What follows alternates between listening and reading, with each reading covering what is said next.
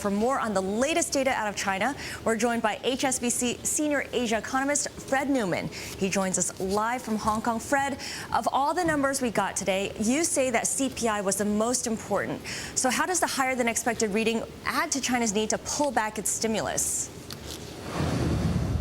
Well, I think the Chinese have to move very gradually in pulling back the stimulus. It's a fine walk between being too aggressive in terms of reducing the stimulus and being too cautious. The strategy now will be to raise reserve requirement ratios in the next few months, maybe tweak interest rates higher in the second quarter and reduce the fiscal stimulus. But it probably would not involve a currency readjustment anytime soon.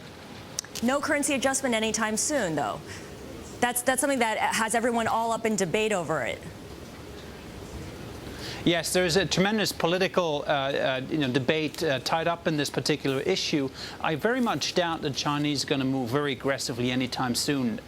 We have it pegged sort of for the middle of the year, maybe by 4% appreciation of the second half. But that's, in the grander scheme of things, it's not really going to resolve much in terms of the bilateral trade imbalances with the U.S., etc. What is more meaningful is rising prices in China. That ultimately will reduce the competitiveness of Chinese exporters. What would Chinese people, the population, do with rising inflation? We've read about how they often take to the stock market or to real estate, putting their money there from their deposits at banks. Is that the case? Yes, it is. That's always a big risk in China. But the strategy now seems to be to also raise wages to compensate for higher prices. We have reports, for example, that a lot of the provinces are raising minimum wages by quite considerable amounts, sort of 15%. We know that companies are raising their wages by 30% this year. And so wages are probably rising faster than even prices are, which means that consumers have continued purchasing power. They will not take to the streets, but it could also mean that some of the low-end producers lose their competitiveness in international markets. Fred, China's National People's Congress took place last week. How is the data that we've seen today consistent with what China's leaders have laid out as their priorities?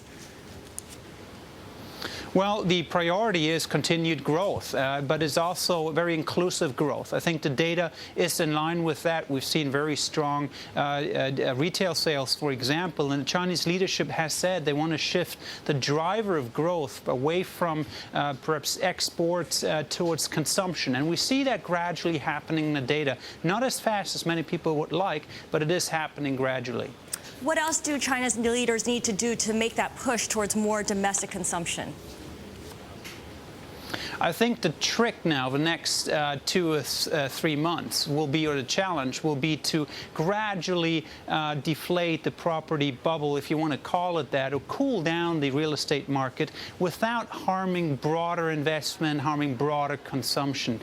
This involves being very cautious in terms of reining in lending and not overdoing it with rate hikes or currency adjustment. That's, I think, the key challenge here. Certainly a tightrope for the Chinese government to walk. Thank you so much. We've been speaking with Fred Neumann of HSBC in Hong Kong.